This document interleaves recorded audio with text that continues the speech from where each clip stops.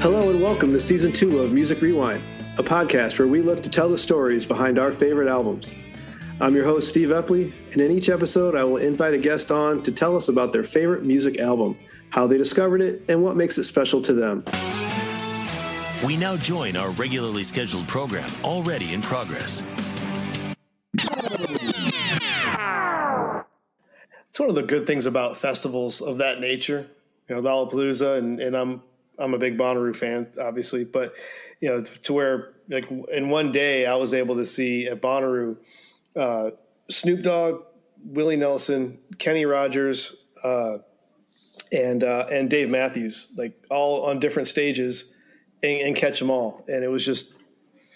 And Lionel Richie joined Kenny Rogers for that matter. So Steve, I'm not going to lie. That sounds like hell on earth. That was fantastic. Later that night was Guar. We haven't talked about Dave Matthews yet because I know Dan's got about a 4-hour rant in him about Dave Matthews Band. So a good rant or a bad rant? You're not a Dave Matthews fan? No. We're gonna just wait. Him and my wife. She's like, "Oh, that one Dave Matthews song," and she says, "If a different one comes on, she goes, yeah, it sounds exactly like the last one." She goes, "I don't know what the hell the big deal is." I was like, in college, I think it's just a lot of weed in college because I was like, "Yeah, I get behind these guys, all right." Wasn't there a movie where someone? Oh, it was a comedy that someone they absolutely hated him in that movie. Gosh, I can't think of what it is. It was one of those movies that came out in the early 2000s, and they absolutely hated Dave Matthews in the movie, and he was in it, and he was playing himself. I can't think of which movie it was. I know what you're talking about, but I can't think of it. Like Along Came Polly or something. Yeah, it was something like that. It might have been Along Came Polly, actually. Yeah, Dan, I did not write down for any bands, artists we forget to mention. One of them definitely was not Dave Matthews Band because I knew just the time it was played, man. It was just Steve. We could start. That could be a whole podcast. That could be like 10 seasons long of him going off about Dave Matthews. Steve, you were talking before about hearing stuff in the barracks. So for me, it was Dave was big in the barracks, but it was like freshman, sophomore year of college, and it was either Dave or jam bands, especially like in the locker room. So like football, you had your Dave and your jam bands, and then you had like hip hop or metal over here. And if I had to hear one more Under the Table and Dreaming, because they only played 5 songs, it's all the same. Same song. The Dave Matthews song. I don't. So what you're saying is "Ants Marching" is your favorite song.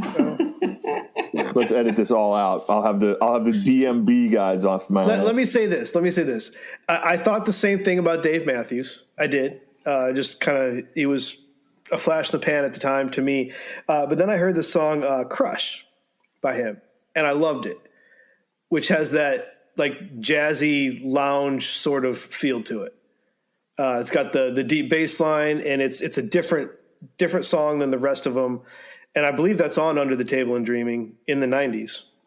Is it Crush or Crash? Crush. Not Crash. Not Crash Into Me. No. Crush. It's a good. So it's my. Steve, I'm just saying, I saw him 3 times in college, so I do know the Dave Matthews songs. That was the stuff that, like in college, would be like, you either listen to like Backstreet Boys and NSYNC to like kind of make out with your girlfriend, or Dave Matthews. So I chose Dave. What brought me into the Dave Matthews fold was the 2-disc acoustic set he did with Tim Meadows. Tim Meadows. Now that would have been that shit. Yeah, now that's the show I want to see. Yeah, there you go. But no, that with Tim Reynolds, fantastic guitarist, and those 2 acoustic on stage, that I enjoyed that more than the full band. Yeah, that is. I do like that. And I'm not gonna lie. I have a lot of his CDs, and I did like him a lot. It just, when I saw him for the 3rd time, it was the same set list 3 times. It was the same set list. Well, I think for me too, it was just every guy like LimeWire, and somebody would spend like 15 hours on the computer and be like, "Oh, I've got this great mix of music for you to hear," and it was like 7 different covers of a Dave Matthews song, and I'm like, I don't need to hear him do Dark Side of the Moon. Like, what the fuck, man? And then we just had Guster and OAR. I'm not trying to be a Dave, defensive here, but I will say I enjoy hearing 18-minute versions of Two Step. I think that's fantastic. It's a great song. Like two-step my ass right out of this conversation, Steve. Hey, I can't. You know what? Steve, I got to make sure that you have this in here. We'll have Sean Jepson listen to it because Sean's like a diehard Dave fan. We're just like, I'm middle of the road. I'm mediocre. He's hardcore. Yeah, I'm not hardcore. I've seen him a couple times, all at Bonnaroo because he always seems to be a headliner at Bonnaroo. I think that's all he plays. He's from Virginia, but I've been to that festival where he's headlined twice in like the same 4-day weekend. Oh man, yeah. Oh, damn. But I'd rather watch Dave Matthews than like Phil Lesh and Friends or Fish or Widespread Panic. I'll take Dave Matthews over any of them. Fish Live is pretty good. I like Fish. The rest of them. I Fish is as far as I could go. If once you start to get into like Leftover Salmon and Humphreys McGee and what was that Mo, band you were talking about, Steve, on Bonnaroo? Pigeons Playing Ping Pong is the name of an actual band. Like what the? It was a Chillicothe festival, by the way. Because the Pumpkins are playing. Summer, yeah. The crap DMV bands like OAR and. Hey, no, come on. It was a crazy game of poker. OAR is a really good band. What? How? As a cover, they're like a college cover rock band. Like I've seen them several times, and every time great show. I didn't have any 20-minute, bass solos while their lead singer played PlayStation, like Tool. Yeah. OAR puts on a fantastic show in every venue they play. Even if a 3-minute song turns into 20, that's amazing. I will defend OAR up until their pop stars. It's like the World Series of Poker that song goes on for too long. All right, so I got one question here, real quick, Steve. I got one question. So I'm gonna name a state and name your favorite '90s band from this state. All right, so I'm gonna do it. I'm gonna call on one person to kind of do it. So it's a little bit different. So I'm gonna start with Danny, Georgia. Any genre. Oh man. Oh, Daniel. There should be only one or two bands. From the 90s, from Georgia. Yep. I'm drawing a blank on who the hell's from Georgia. You gave me the drummer's book. Oh, the Black Crows? No. Crows are from Georgia. Are they? Athens, right? Yeah. Yes, they're actually from Atlanta. That's right. Yeah. REM's from Athens. REM. I don't consider REM a 90s band. So no, I don't either. That's more 80s, half right? of them. I definitely say the Black Crows. Okay. Black Crows from Atlanta. Right. That's fair. That's fair. For 90s. I'm hesitating because I think like Outkast, but they were kind of like the end. I was just going to say Outkast because I think like AT Aliens and some of those records like Rosa Parks when they first hit was early to mid 90s, but I'll have to go with Black Crows. Okay, that's fair. All right, Mike, let me see here. I'm going to give you I've been thinking in my head like the states. I'm like, that was tough, man. Let's I go. got it right. Montana. No. Let's go. I could cheat with that Texas. One. Let's go Texas. There's not a ton, so this was going to be a little tough, I think. No, well, I know who you're going to say, Michael. The Toadies. I was gonna. I should, right? Yeah, I mean, you know who else is from Texas is Pantera. This is true. One of my favorite bands from Texas is Spoon, but their first record wasn't until the 2000s. Yeah. But yeah, I mean, honestly, I know that there's more, and I'm just not thinking of them right now. But it's a good question. I would have to. I mean, because I'll probably kick myself in the ass for forgetting a band that was from there. But yeah, I mean, the Toadies, man, those guys were. One of my questions is like, my last one is like, is what is your first concert? And that was the first show I went to. Nice. I remember we all had the T-shirts on the next day because we were 15. And like, like a couple of dorks, like, oh, we went all the way down to Peoria to go see a concert. But yeah, I'll say them, and then I'm gonna come back and be like, fuck, I forgot these guys. All right, Mr. Epley. I'm gonna go with If I went Washington, that'd be too easy because there's a ton from Seattle. So I'm not going to do that. I'm not going to do California either if that makes it too easy too. I'm going to go New York. New York. I don't have the in-depth state knowledge that Mike and Danny have. But based on my recent exploration into different genres, I'm going to go with DMX. Oh, I mean, and I'm not trying to show favor to the question answer here. It's just I really enjoyed that album you brought to the table earlier, and I recommend anyone to go listen to it that hasn't. But because it was a lot deeper than just Rough Riders anthem. I agree. It was really good. And I have listened to more after that. There's, as Dom mentioned, there's some Marilyn Manson later on, and there's the collaborations in there. So, I'll go with DMX. How do you guys feel about Manson, anyways? We didn't really, I haven't touched on that. I know. I guess he's Beautiful People is a great song to lift weights to. I'm sorry, it is. I think Beautiful People that whole song is dark, and I love it. There's a short EP out there called Remix and Repent, has almost a dance mix of Beautiful People, but not really. It's still a metal song.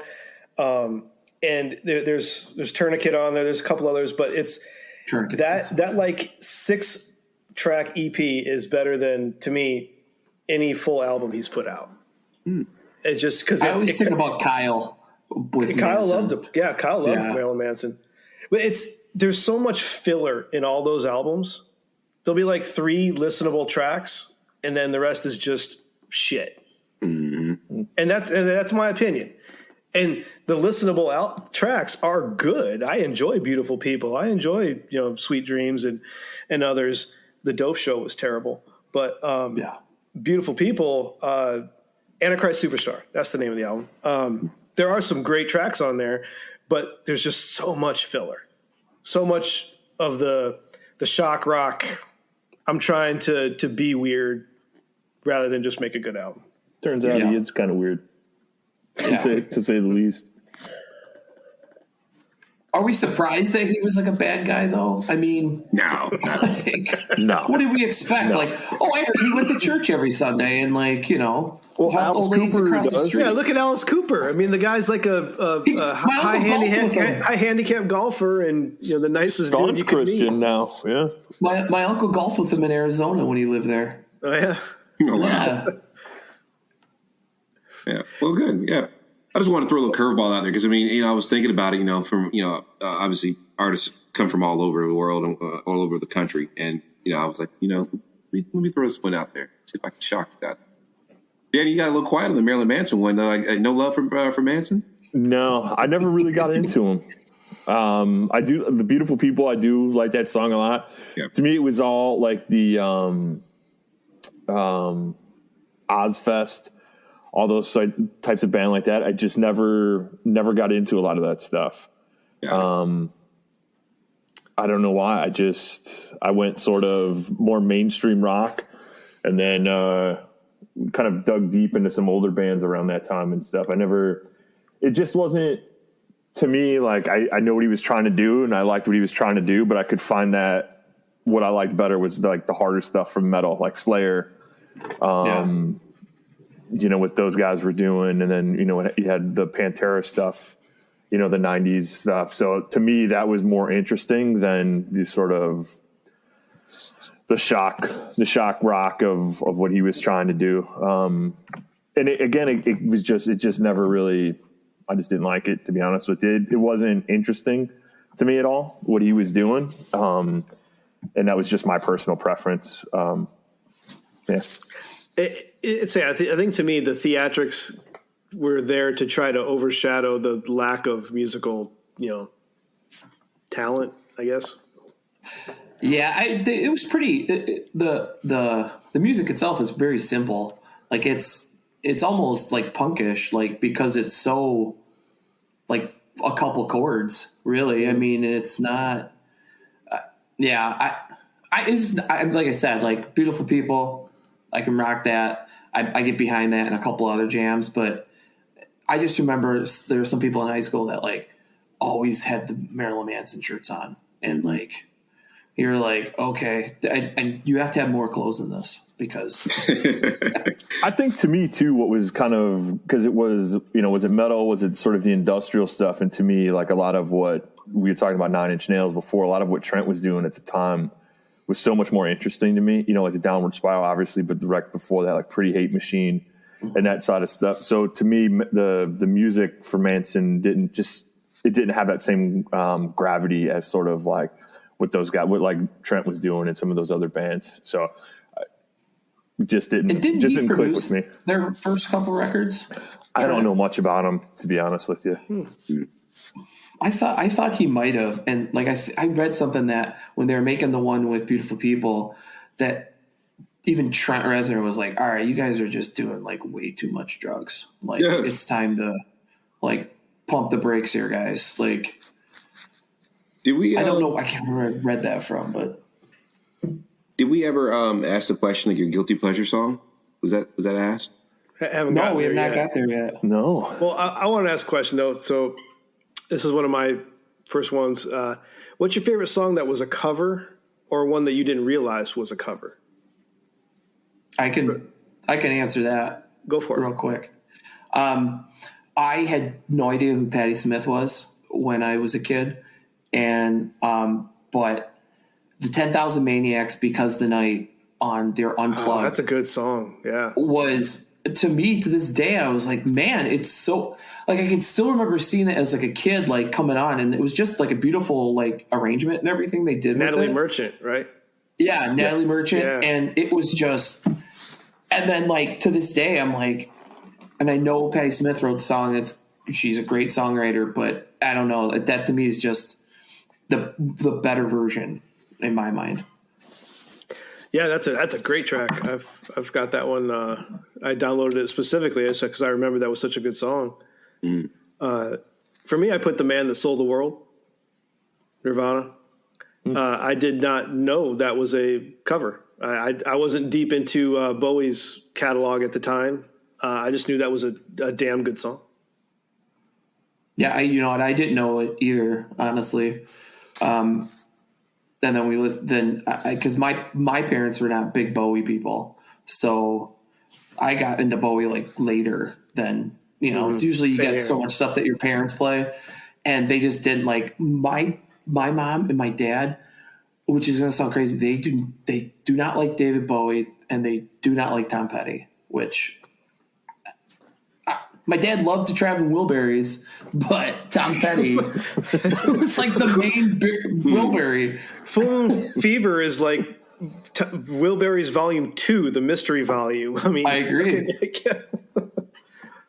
I got to go back to Black Crowes. I didn't know for the longest time that Hard to Handle was an Otis Redding song until way after it was popular. I just thought it was their first single.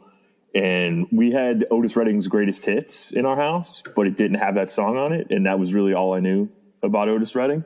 To be honest with you, it was just a blind spot for me. And then went back. Obviously, somebody was like, "You're pretty dumb. This is a very famous Otis Redding song." But for a while, I had no idea. Dude, he had some bangers. Otis Redding had some bangers. He had a lot of really good music and stuff that we really just appreciate it. Normally, when your first hit's a cover, your career is doomed. So, this is true. Unless you're Limp Bizkit and you do Faith, right? Yeah. Right. Hey, just think, Black Crowes and Limp Bizkit, they're the same band, if you think about it now. Stop yourself. Yeah, what? There's the soundbite. For me, I'm going to say Fugees. Killing Me Softly with his song. Nice. Roberta Flack, right? Roberta Flack. Yeah. That was strong. Mm-hmm. The song was huge. And to be honest with you, their version was, I enjoyed it more than I did the original. Definitely. Yeah. Well, we brought up too Whitney Houston with "I Will Always Love You" and Dolly Parton. Absolutely.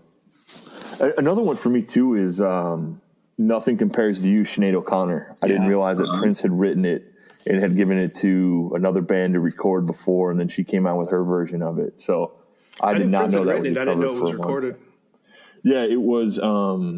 Oh man, you're gonna put me on the spot. I think it was the name of the band is like The Fight. I think you're right. Or was it the time? The Family. The Family. It was The Family. Yeah, The Family. Yeah, The Family. Yep. And I know Prince. I know he recorded a version of it. I don't know if he did it after Sinead made it big, but The Family. I thought he did it before. It's his song. He could have done whatever, but again, coming out, I had no idea. It was like a B-side. It was like on the second half of the album type of thing. Prince could do no wrong with me. There's nothing he could do wrong musically. One of my favorite artists of all time. I actually put Prince ahead of Michael Jackson. I'll do that too. I love Prince. Purple Rain is probably one of the great Sign of the Times. I mean, when you're able to do the whole record every single instrument on your own album and sing and just put it all together, it's become a verb, Prince style. When whether you're Dave Grohl did their first album Prince style. Yes. When you think about, we talked about him writing Nothing Compares to You, but like all of the songs he's written not only for himself but for other people. The Bangles' first Manic Monday. Yeah, and you're like, holy shit. Have you watched the movie Purple Rain recently? I haven't seen it in a long time. My guess is it doesn't hold up. It's a time in a bottle, man. It's it's a snapshot. It's so bad, but you just can't look away. And then intercut with some outstanding music performances from him and Morris Day, and it's he gets in an argument with his father, and he does a full military about face on his heel, spins and walks away, game blouses. Yeah, exactly. But he does it with such I hate you, father, sort of way. It's Would you like to go out, play basketball, and then I'll make pancakes? First, you must bathe in the healing waters of Lake Minnetonka. That was a good game. I wish I could say the same. Blouses, bitch.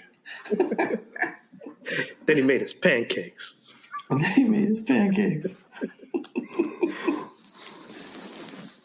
don't know what happened to Dom there. I don't know. He's crossing guys over. Blouses, bitch. They were doing all those screens. I'm telling him if he can join, we'll finish up. Yeah, we only got a handful left. Several of my bands we forgot to mention have been actually crossed out because they're bands that I didn't mention up above in my earlier answers.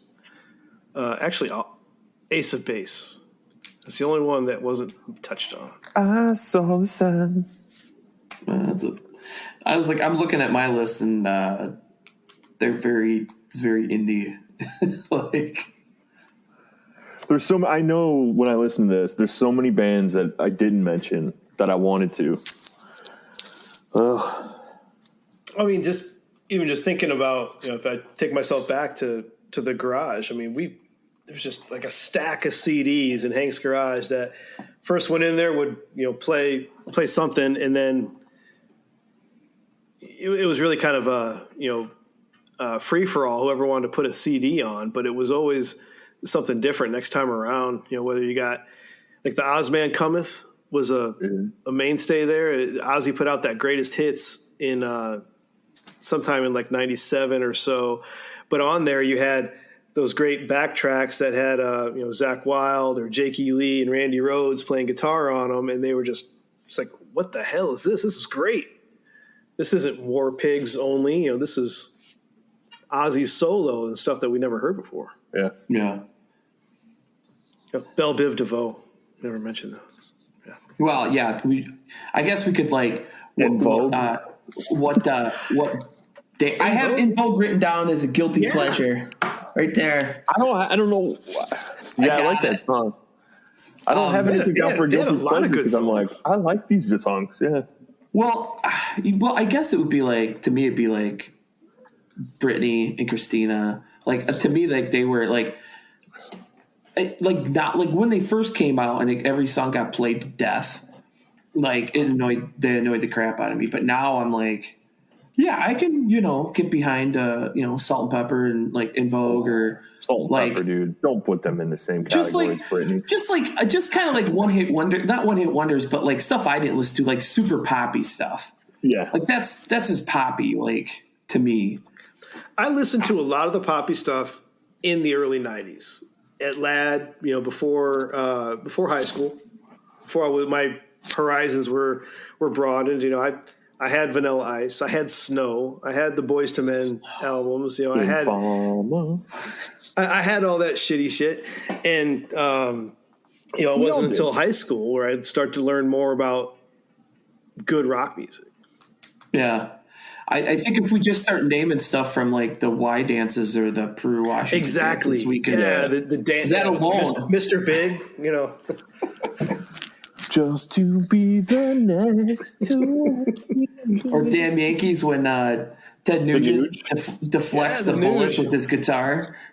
Such a great video. That's one. One of my recent ones that I did. We started talking about the Damn Yankees and how I actually watched that High Enough video on Pop-Up Video VH1. It's hilarious because you got Tommy Shaw from Styx singing all serious, and then there'll be an arrow, incoming Ted, and here comes Ted Nugent from the side, like just explosion. He comes out, does a guitar solo, and leaves. But I tell you, when at the end of the video, I always tell Marissa, I was like, and that this is the part he comes out and deflects the bullets with his gun, with his guitar. And she's like, "What?" I go, "It's the most ridiculous video in the world," and it's the 90s. I bought that album, Monster Ballads. Oh, nice. Yeah, that was great. And all the from the 90s. Oh, Extreme was on there. Is that 80s or is that 90s? See, I get those late 80s. Yeah, that's tough. I don't. Actually, Skid Row is 1990. Yeah, Slave to Grind is a very underrated record. I think that's 91. Yeah. Queensryche, Warrant. Operation Mindcrime. Slaughter. Silent Lucidity, yeah. But that's 80s, isn't it? No, Slaughter. No, that's Silent is 90. Yeah. Really? Fly to the Angels is from 92. Slaughter. Girl, you got to fly. Yes. More than words, man. Extreme. Remember Stabbing Westward? Yeah, they the reason why they're called Stabbing Westward is they got together on the campus of Western Illinois University. So when I was there, kidding. they were still, they had flyers and people were, I saw them before. They hated it, and that's why they named their band Stabbing Westward. Yeah. What was their single, or what was their song? They had two. One was Without You, which is what pops into my mind, but they had a bigger one that I can't think of. Yeah. Oh, I'm looking it up. They were with that next wave of bands like Seven Mary 3. What do I have to do? What do I have to do to rip? Yeah. Yeah. Because that was out. To that make came you out. Understand, now tell me. That actually came out in 94. I thought that came out later. Wow. I thought that was like later high school. Space Hog? Remember Space Hog? Yeah, in the meantime. Yeah. Maybe in the meantime. That's a great song. They opened up when we went. Didn't they open up for Black Crowes and Oasis? They did. Yeah. I think we caught the end of it. But Black Crowes was on with Oasis? yeah, it was called the Brotherly Love Tour because both brothers. The Robinsons and the Gallaghers? Yeah. Very clever. I mean, you got to give them that they're very clever about it. Yeah, I have a show that they played at Tinley. I think that was like 2000. Yeah, it had to be. 2001? Because I thought we could drink. Well, we did. I don't know if we were legally. Wow. Yeah, you're right. I get that confused with the Lollapalooza from 2003. The Donnas, Audio Slave. Yeah. The Audio Slave. That show. That was... those are two bands we haven't really talked about at all yet, is Soundgarden and Rage Against the Machine. But, this has got to be 10 hours, dude. We're already on, what, hour 5? There's so much good music in the 90s, you just get overwhelmed. Yes. Right? Thank you, Dom. Mike, what was it you played before our football games in the locker room? Oh, that was Rage Against the Machine. That Bulls was on Bulls Evil on Parade. Empire. Evil Empire is the name of the record. Yeah, that was came out in '96. So yeah, right then. It would be Injustice for All and then Evil Empire. Yeah, Yep. that was the first time I heard tracks from those two albums was in the locker room. I mean, the fact that he does that with a guitar is, to me, it's amazing. Like, I now the effects, the way he works effects pedals, and Libertyville's finest, Tom Morello. What's he got, a doctorate or master's in like history from Harvard? Like, Oh, really?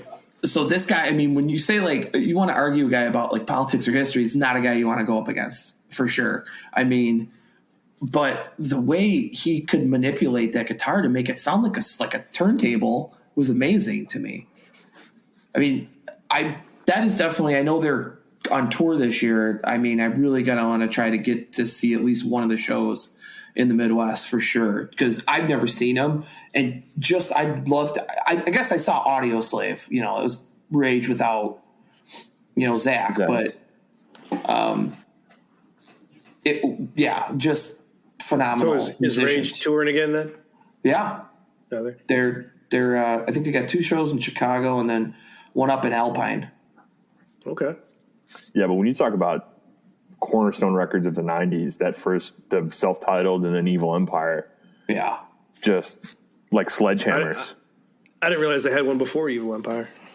Oh yeah, the first one. The cover of it is from the Vietnam War with the Buddhist monk who lit himself on fire. That famous picture. That's the cover of the record. Like, these guys weren't messing around when they came out. So you're saying they're trying to make a statement? a little bit. Yeah. They're raging Put 'em against the honestly. machine, if you will, Steve. All right. So who else haven't we mentioned? What are some? Do you want to do honorable mentions, or do you want to go through this quick fire stuff? We'll do Let's bring quick up fire. quick fire. All right. Yeah. Danny, Oasis or Blur? Oasis. Mike? Yeah, this is Oasis. Easy. Yeah. Always all day long. Yeah. I didn't know. It's a great song, but that's about it. I didn't know there was this big rivalry until I watched a Netflix documentary on it. Yeah. It's huge in England, man. Yeah. They both released like their stuff on the same day and all kinds of craziness. But yeah, Oasis was just, to me, the better band. Pearl Jam or Nirvana? A little more context on that one. This is terrible. This is Sophie's choice right here. How do you choose? Yeah, that's pretty low down, man. You don't put those two bands against one another. You don't ever pit them against one another. No. Hey, Mike came up with these. This is not me. And honestly, like I told, because I kind of gave my answer to my wife today, and she's like, I can't believe this is who you'd pick. And I have to say Nirvana just because I just think about when the records came out. So in 91, I think Nevermind's better than 10. And then in 94, right, 93, when, was it 94 that In Utero came out? Was it 94? I think it's 92. End of 93. Something Yeah. there, yeah. And Rearview Mirror, or Versus is a better, it's my favorite record, but I still think In Utero is a better written record, I guess. And a lot of people don't. And their Unplugged is better than Pearl Jam's, obviously. I mean, their Unplugged is the most, the most popular Unplugged possibly of all time. It's, people have T-shirts of it still and posters on their wall. Oh, now, obviously, we would have never known what happened. I don't know what would happen to him, but you tell me, later in 98 when I'm going to see Pearl Jam the first time, then that's different. It's a different band, but that's how I feel about it. Yeah, I got to go the same. It's Nirvana for me, even though Pearl Jam is still one of my all-time favorite bands. It's just, I think for me, it's not only the cultural aspect, Michael, that you were talking about, but just personally, they were sort of the gateway, or my first band that was mine.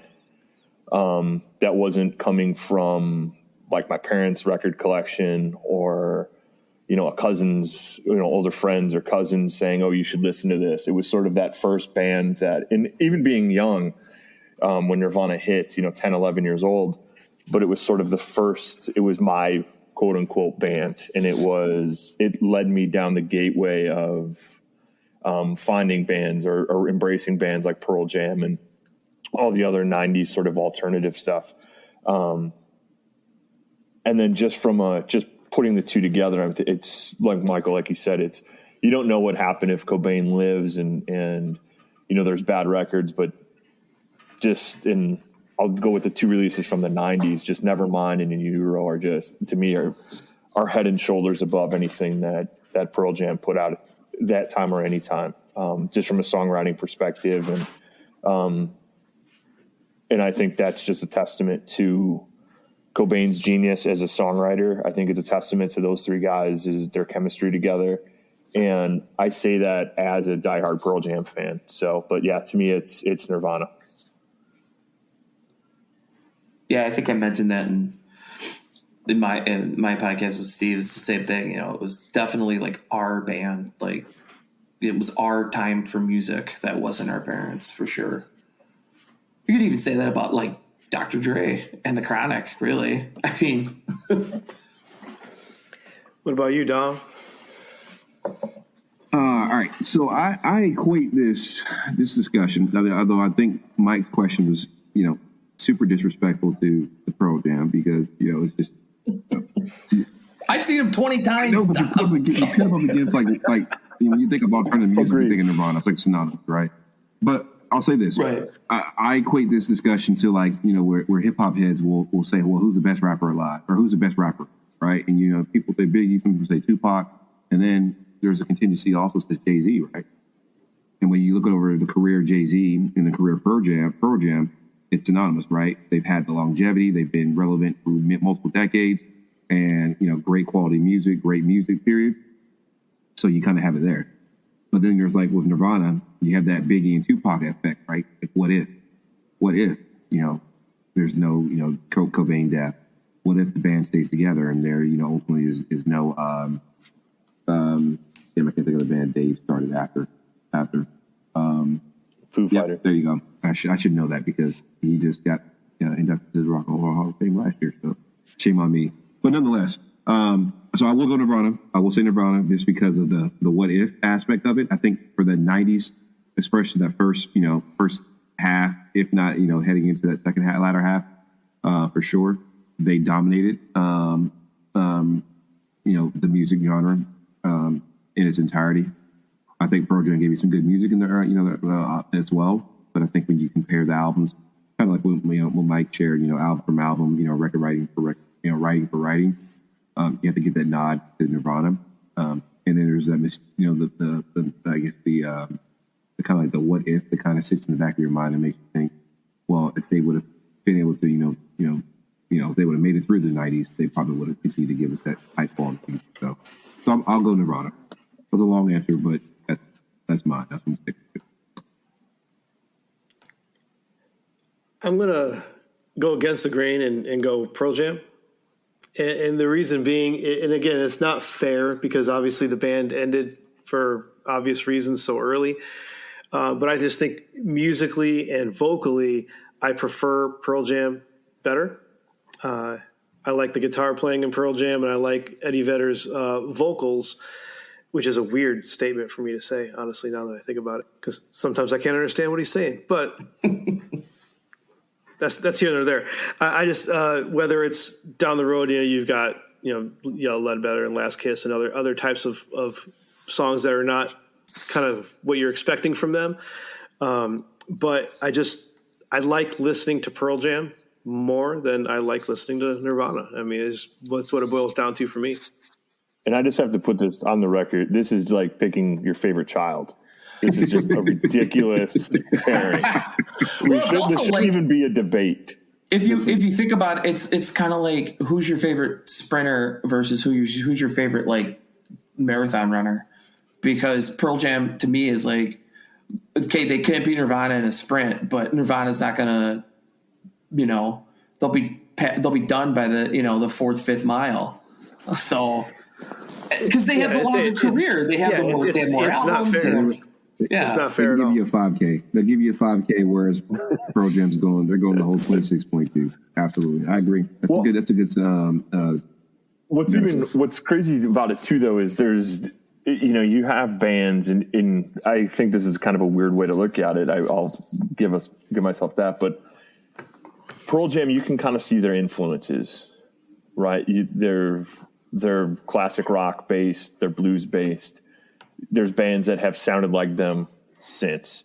You could make that argument with Nirvana, but I don't think anyone has done it since. And I think that speaks to the testament of how original they were, and how when you hear those opening chords, Dom, you had mentioned it before, how you were coming at it a little bit later than I was or Michael or Steve were, and you're coming at it with a different, you said cultural and music background. But still, when you heard those first chords of Smells Like Teen Spirit, and then the song played on, it hit you. It was electric for you. And I think that was the difference for me, is that I love Pearl Jam. They're my favorite band. I've seen them 20 times with Michael.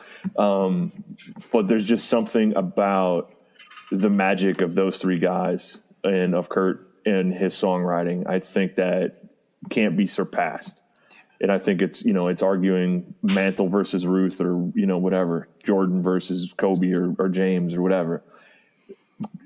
Greatness was achieved by both, but I think it was just, for me, it was just everything that Nirvana had represented, the window the door it opened for me in my life and the impact it made on my life. And then, but just that, like you said, if you hear Smells Like Teen Spirit now, I get the same reaction almost that I did. And I know it's counter to what I was saying before about it being overplayed, but I get the same reaction I did almost when I heard it the first time, because it's one of those songs that stands the test of time. And I don't even think it's anywhere near their best song. So I think that's also a testament to sort of what they had in only 3 records. Yeah, I agree with when you hear the opening guitar riff, that it's like that's something that like it pulls you back. And I can still remember watching that. And then, but I like Jeremy and like Even Flown Alive don't really. They're great songs, and I love them. But that opening riff of Nevermind or of Smells Like Teen Spirit is. Yeah, and honestly, like if you think about it, like track 1, song 1, like one of the greatest opening songs to an album of all time. Yeah, I could go with that. Even John Cusack said it. All right, well let's go to the next one. Biggie or Tupac? You guys know mine. I'm sticking with Tupac. Well, I think if we're gonna foreshadow what this answer was, mine is Biggie. I just think he's a better rapper. To me, I think he flows better. And honestly, there's Tupac's always kind of rubbed me the wrong way ever since, like, I remember reading something about when he was in Poetic Justice with Janet Jackson and like wouldn't do like an STD test or something. And it just something about him just rubbed me the wrong way. I don't know what it was, but I don't know. I always like Biggie. Granted, everything you said about, like Tupac had Dre and Snoop, on his corner, and like Biggie had Mace and Puff Daddy. So like, you know what I mean? Like, but think about like that he pulled those two guys up like to make them, relevant, really. I mean, Mace got one good song, he's not a bad rapper, but I don't know. I just think Biggie was always, in my mind, just a better rapper. Very compelling, Mike. That's a very good argument.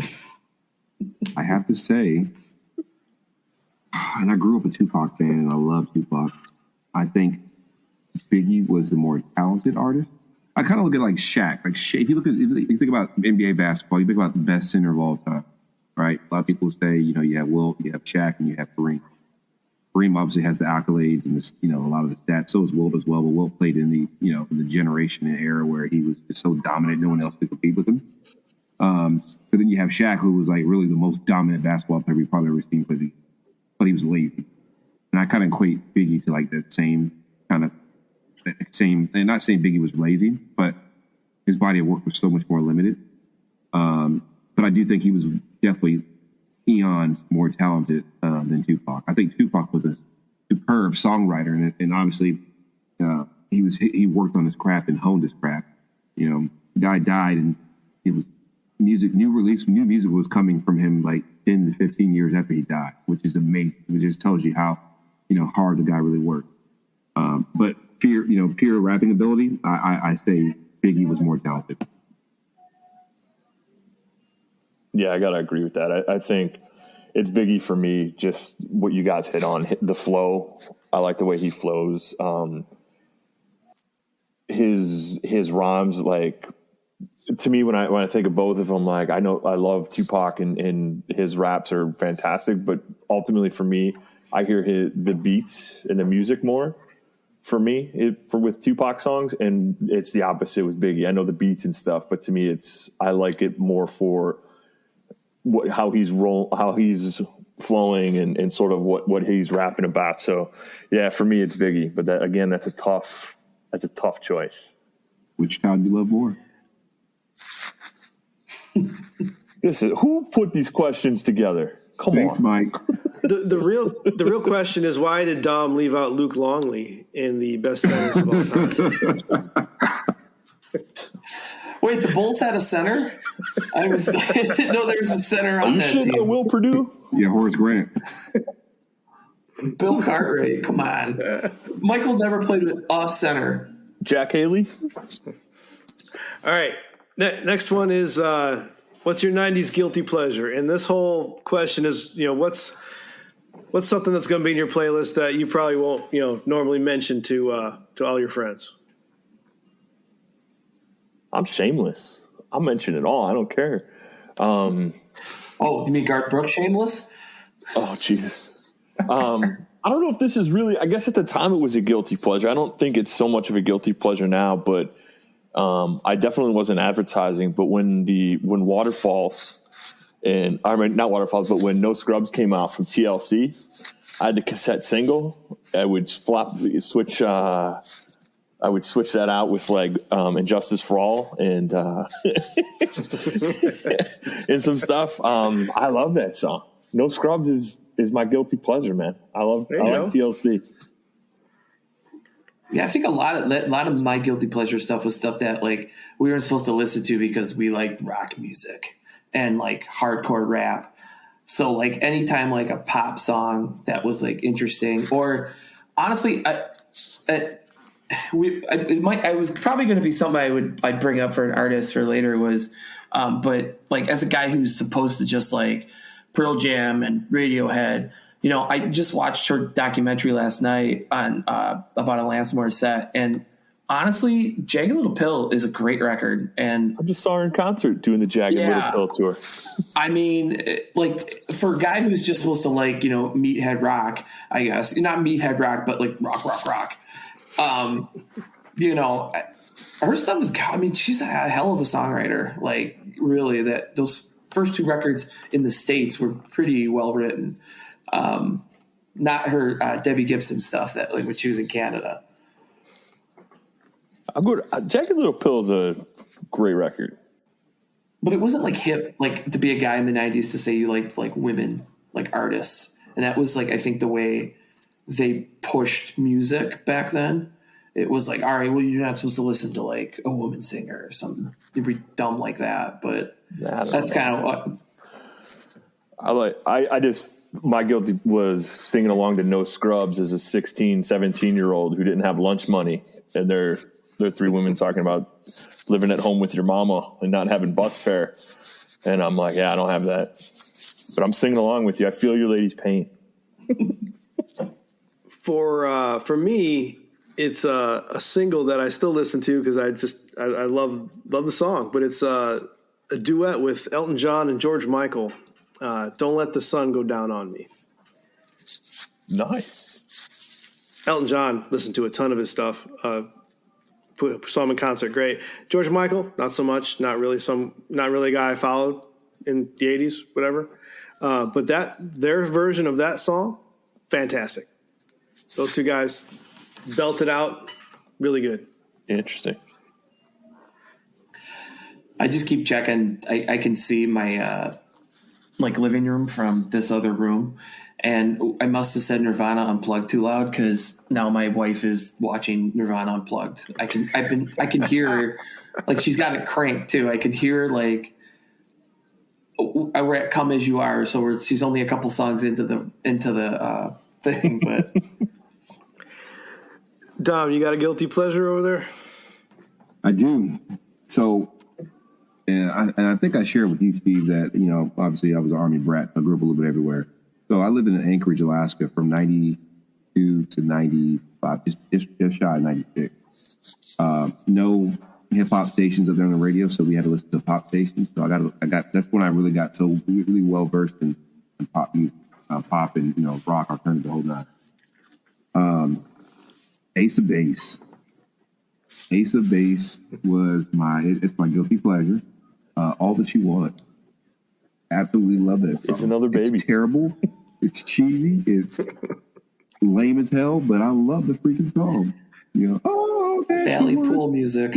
And let me tell you what made it even better is there was a bear in Alaska, the Alaska Zoo, named Binky the Bear, and on when Animals Attack 3, Binky attacked a tourist. She was like from Europe or somewhere, I think. Europe or Russia, I can't remember. Anyway, she climbed over a fence rail. They told her you're not supposed to do it, obviously. And she's like, "Oh, I want to get a picture closer to the polar bear." Well, Binky got her ass and bit the lady's leg and like was mauling her or whatever. And they made a song on the radio like, "All that Binky wants is another tourist so he can bite their damn legs off," or something like that. So it made me appreciate the Ace of Base song even more. But if you go on Google, I'm sure if you find When Animals Attack 3, Binky the Bear, you will find a picture of this lady. And so I love that song just because, I love this. The song was, like I said, cheesy and terrible, and it's catchy. I think it was the #1 song. But yeah, that's my guilty pleasure. All That You Want. Now forever, whenever you hear that song, I'm thinking of a lady being mauled by a bear. Not where I thought that was going. I love it. So who'd we leave out? What bands didn't get a mention? So many. Oh my gosh. You left a lot out. Like Jeff Buckley. Oh, Jeff Buckley, Grace. That record is just absolutely, so great. It has a cover on it that I didn't know at the time, Hallelujah, which was a Leonard Cohen song. Yeah, you know what? That would have been a good one, too. I didn't know at the time. Everclear, their Sparkle and Fade record. I really like that record a lot. Santa Monica on there, yeah. Yeah, Heroin Girl. Pale Green Stars. I always like that one. That was on there, yeah. I'd be remiss if I didn't mention one of my personal favorites, which is Eagles' Hell Freezes Over in 94. I know I'm maybe alone in this, but that was a personal musical highlight for me when they did that particular album. Reunited just for me. Just for you. I heard you mention Beck. Back. Third Eye Blind. Yeah. The first two Third Eye Blinds, my opinion. And then, but Beck, like, I tell my wife, I'm like, yeah, his name's Beck Hansen. He's the oldest Hansen brother. She's like, no. I'm like, no, not at all. I was like, well, you mentioned it before, Michael, but like Buffalo Tom, their album Big Red Letter Day is a great record. I don't know. There's so many like bands that I wouldn't. Matthew Sweet. If you guys don't know Matthew Sweet, his Girlfriend record or Altered Beast. Yeah, highly recommend those. Even bands like that we talked about, but like Soul Asylum, You know, they had Soul Asylum. Yeah, I forgot about them. I still Counting Crows. Counting Crows. What about Creep by Radiohead? And Radiohead. That was I don't know if you heard that, because that was the one that in my mind was overplayed, just because I'm a big OK Computer guy, and like Pablo Honey there's a great check out. It's just, if you type in like Radiohead support group on YouTube, and it's fantastic. It's these guys talking about like, oh, I wish they would just make music like the Bends and OK Computer again. They're playing all this stuff, and the guy at the end's like, oh, I would love it if they would just play Pablo Honey, huh? And like the whole like support group like stops and was like, out. So I will say that, talking about Radiohead, the Bends, you just mentioned the Bends. I think for me, it's my favorite, and obviously I get kicked out of the support group, but for me, the Bends is my favorite Radiohead album. Just a great only Pablo straight Honey ahead. you get kicked out. Okay. I was going to say, just a great straight ahead rock album. Yeah, Radiohead is. I would recommend In Rainbows. So it's Yeah, In Rainbows is a very good record. And there's so many bands like Dinosaur Jr. Yeah. We haven't talked about Soundgarden at all, which is travesty, because they Alice in Chains. Yep. Alice in Chains. I mean, I said the Four Horsemen, but like we didn't really sit and talk about them, and it's amazing now that Eddie's the only one on that Mount Rushmore that's still alive. I did mention them a little bit earlier, but if just because he just passed, the lead singer just passed, but Mark Lanigan, the Screaming Trees, their last two records, Sweet Oblivion and Dust, are great. And then he's got some solo records. So his first solo record, I think, is 90 or 91. And that's actually, he does a cover with Kurt Cobain and Chris Novoselic on it of Where Did You Sleep Last Night? The Lead Belly song that they then cover, bringing it full circle to Nirvana's Unplugged. So Kurt and Mark were friends, and they were going to put a blues project together and couldn't get shit together, but they ended up recording this song. But I recommend, the name of the record is The Winding Wheel. But definitely worth checking that out. TLC. We completely glossed over TLC.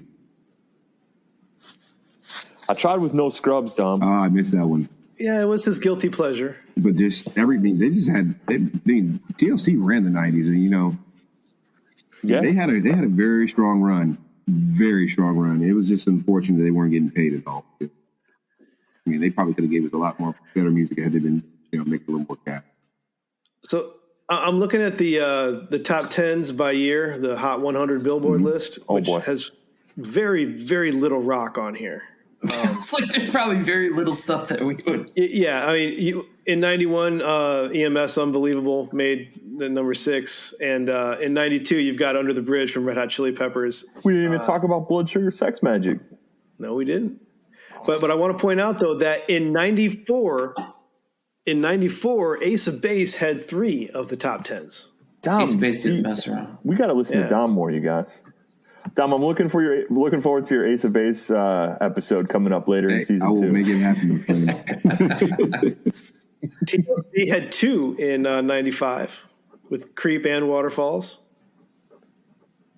Oh, Waterfalls was a deep Waterfalls video. Remember the video? Yes. Yeah. Was speaking of like a deep video, was Everlast, was that 99? The cat from House of Pain. We never mentioned House of Pain at all for Jump. I mean, that's an amazing track. Well, you have a ton of those songs like that, like the Jumps, the Montel Jordan, This Is How We Do It. Like those are who got the dogs out? Craig Mack. We could do a Jock Jams episode. Yeah, Jock Jams. Yeah, exactly. There we go. Jock Jams. I'd like to thank you for listening to this Jock part of our Jams had all 90s these music songs on it. roundtable. The full 3-hour episode City is already DJs up on our in there. Patreon. The Otherwise, the next part will be out in a few weeks. And what music does topics anybody should we remember cover in future Space bonus Jam? episodes? Oh, yes. Come on. Let us know on our socials. Welcome to the Space Thanks again for listening. Was that And as I Technotronic? always say, No, listen to the full album. Until Sorry. next time. Technotronic was on the Ninja Turtle soundtrack. That was with, Pump Up the Jam. With Vanilla Ice. They had Move Vanilla This Ice and was Pump also Up the on Jam. there. Yeah. You gotta move Sheryl it. Crow. All I Want to Do. Oh, You definitely missed Steve before talking That's about Steve's it. favorite song. Is it? That was my song that is overplayed and never to be played again. Yeah, that's. I mean, I get it because they played the hell out of that one. I remember again. I think I was 93. I was in Anchorage, and I would say in the mix, every seventh song they were playing that song.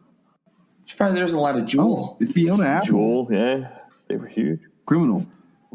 Yeah. That's great. Here's the That video top was three. so crazy. Here's the top three from 1992. Number 3 is Jump from Crisscross.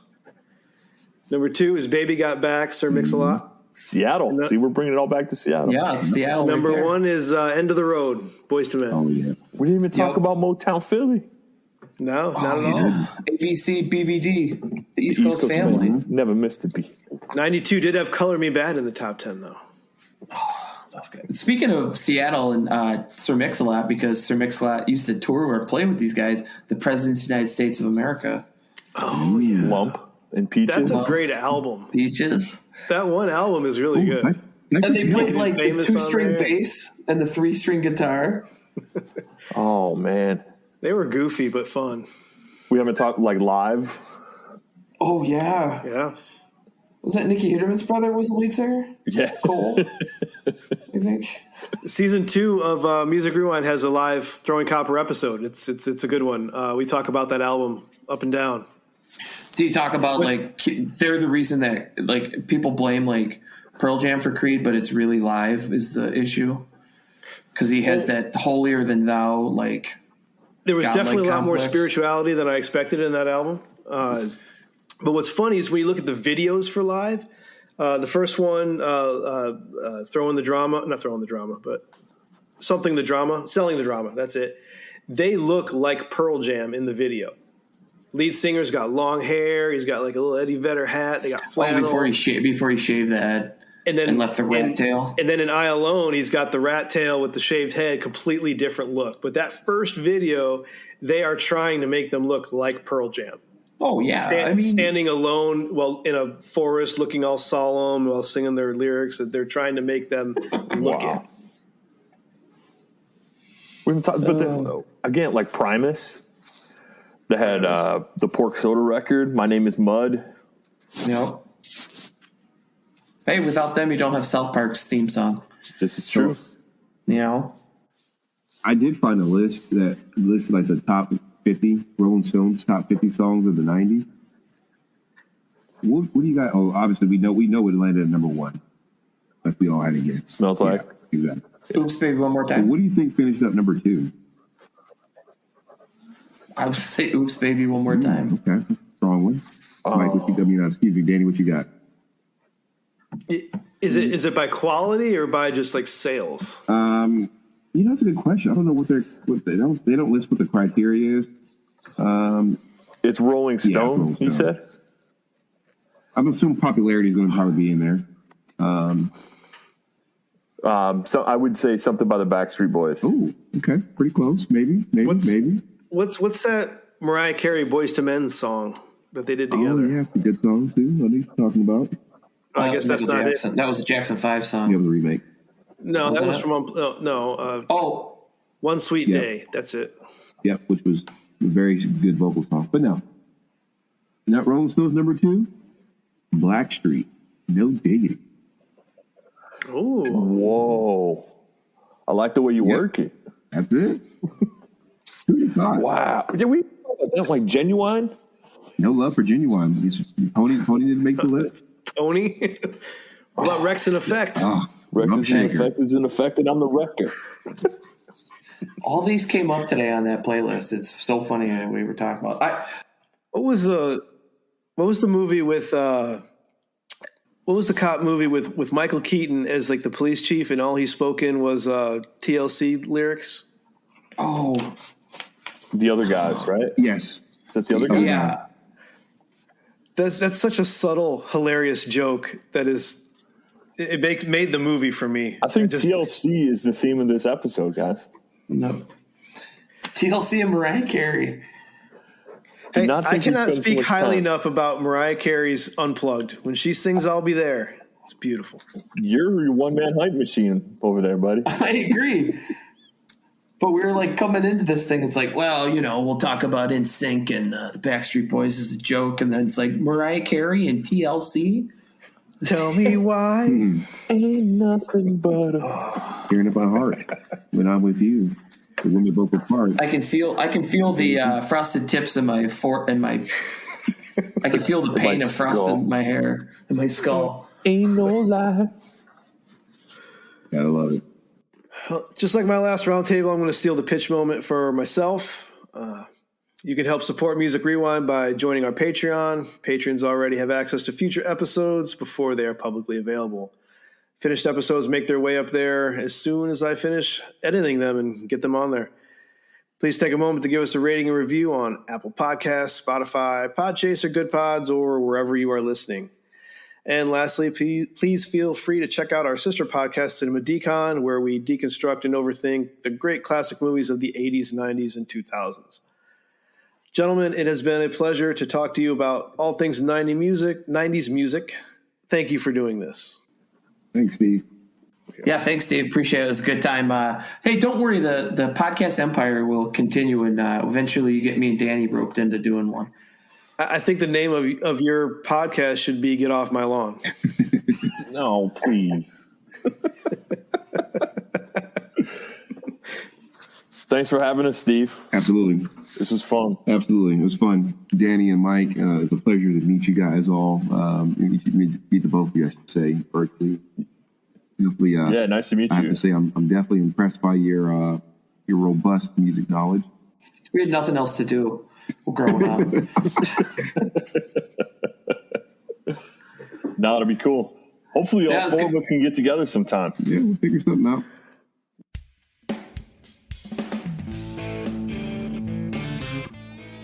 The request has been thrown out there to do some more bonus episodes like this, where maybe not like this with a 3-hour talk of just broad 90s music, but a playlist specific one where, we're going to do a playlist of our 10 favorite acoustic tracks. What's your playlist for your 10 love songs? Something like that. Maybe get some Fucking Steve. I don't have enough tabs in that Excel document that I need more now. You're going to be making. I'm going to be. So you're saying you don't want to be a part of Love that? song one. Always. I'm all in for the love If it's a song. list. Steve, I have a 50-tab Excel document that I sent you, for Christ's sake. This calls for a spreadsheet. Oh my I'm god. so sorry. Thank you again for listening to Music Rewind. And as I always say, listen to the full album. Until next time.